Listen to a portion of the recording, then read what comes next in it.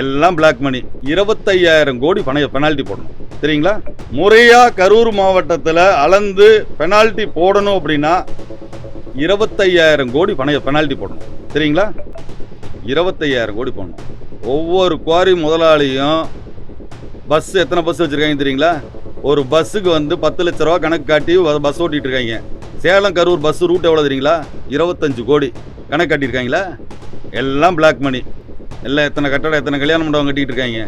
முறையாக அளந்து ஆய்வு பண்ணால் 25,000 கோடி ஃபைன் போடணும் கரூர் மாவட்டம் முழுக்க. அதெல்லாம் பண்ண மாட்டாங்க. எல்லாத்துக்கும் தெரியுங்க.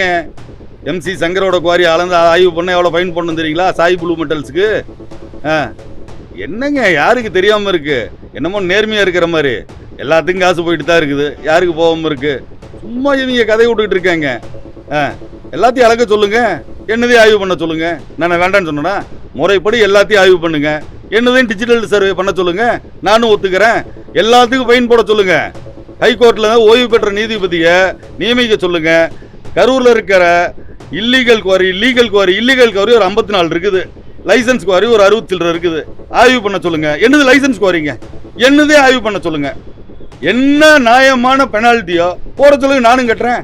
என் பேர்ல ஒரு குவாரி இருக்குதுங்க, இல்லீகல் குவாரி.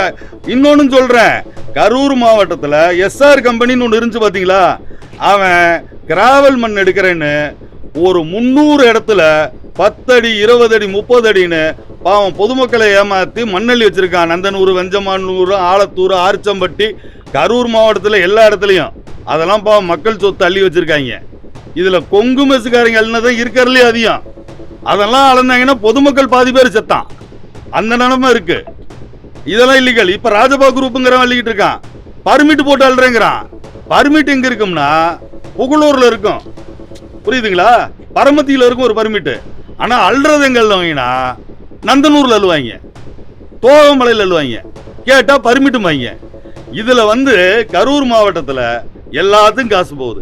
காசு வாங்க 2 பேர் இருக்காங்க. சொல்லட்டுங்களா? கரூர் RDO அந்த பையன் தம்பி ஒருத்தர் இருக்காரு. அவர் காசு வாங்குறதுல எனக்கு தெரியும்.